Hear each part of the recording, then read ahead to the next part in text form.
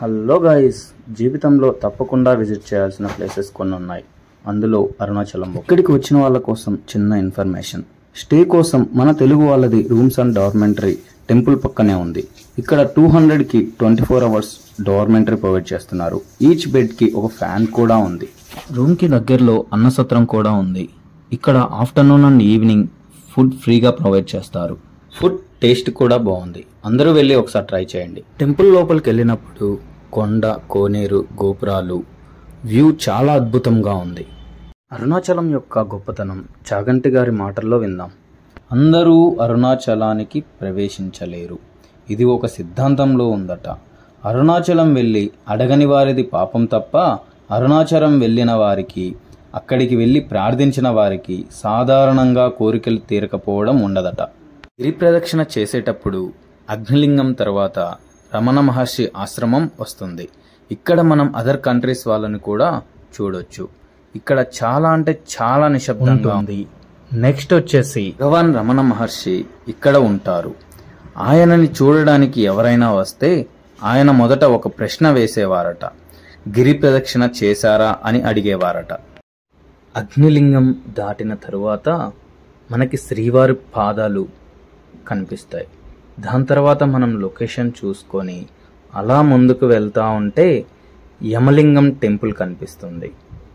ఇది చాలా అంటే చాలా బాగుంటుంది.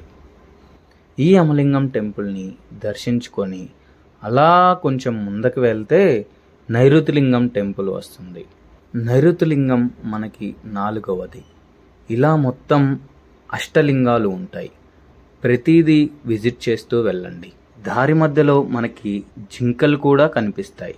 వాటిని చూసుకుంటూ ఎంజాయ్ చేస్తూ ముందుకు వెళ్తే వరుణలింగం వస్తుంది. ఇక్కడితో మనం 5 లింగాలు కంప్లీట్ చేశాం. సో ఇంద్రలింగం, అగ్నిలింగం, యమలింగం, నైరుతిలింగం, 5వది వరుణలింగం కూడా కంప్లీట్ చేశాం. నెక్స్ట్ వచ్చేసి మనం వెళ్ళే దారిలో వారాహి అమ్మవారిని కూడా మనం దర్శించుకోవచ్చు. ఇక నెక్స్ట్ వచ్చేది వాయులింగం. ఇది మేము వెళ్ళేసరికే క్లోజ్ చేశారు. అరుణాచలం వెళ్ళేటప్పుడు ఎప్పుడూ కూడా నేను ఇంతట వాడను అన్న భావన మాత్రం మనసులో ఉండటానికి వీల్లేదట. హర హర మహాదేవ, శంభో శంకర. వాయులింగం దాటాక శ్రీ వెంకట అభిరామలింగం వస్తుంది. దీని స్పెషల్ ఏంటో మా ఫ్రెండ్ మాటల్లో విందాం. సో ఆల్మోస్ట్ 10 kilometers అయిపోయింది గిరి ప్రదక్షిణ చేయడం స్టార్ట్ చేసి. కానీ ఒక స్ట్రేంజ్ టెంపుల్, ఒక స్ట్రేంజ్ ఇన్సిడెంట్ చూడడం జరిగింది. దట్ ఈస్ శ్రీ అభిరామ లింగం, శ్రీ వెంకట అభిరామ లింగం. జనరల్గా ఏ శివాలయంలో అయినా మహానంది పరమేశ్వరుని ఫోకస్ చేసి ఉంటుంది. కానీ ఇక్కడ మాత్రం నంది శివుడి కేసు కాకుండా కొండకేసి చూస్తుంది. సో చిన్నసారి కంటే పెద్దసారి ఎక్కువ ఫోకస్ చేస్తుంది. ఇప్పటి వరకు 6 లింగాలు కంప్లీట్ చేశాం. నెక్స్ట్ వచ్చేసి కుబేరలింగం. దీన్ని మనం చంద్రలింగం అని కూడా అంటాం. ఇక ఫైనల్గా మనం దర్శించుకోవాల్సింది సూర్యలింగం. దీన్నే ఈశాన్యలింగం కూడా అంటారు. ఇది వచ్చేసి లాస్ట్ది. ఇప్పటికి మనం అష్టలింగాల్ని కంప్లీట్ చేశాం. కుబేరలింగం దాటాక మనకి రైట్ సైడ్లో మోక్ష మార్గం ఉంటుంది.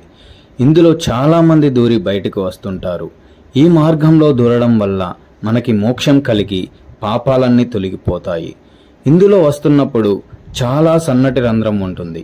కానీ ఎంతటి లావుగా ఉన్నవారైనా ఈజీగా బయటికి వస్తారు. ఇప్పుడు మా ఫ్రెండ్ శ్యామ్ సుందరాయ్ మోక్ష మార్గం నుంచి బయటికి వస్తున్నారు. చూడండి.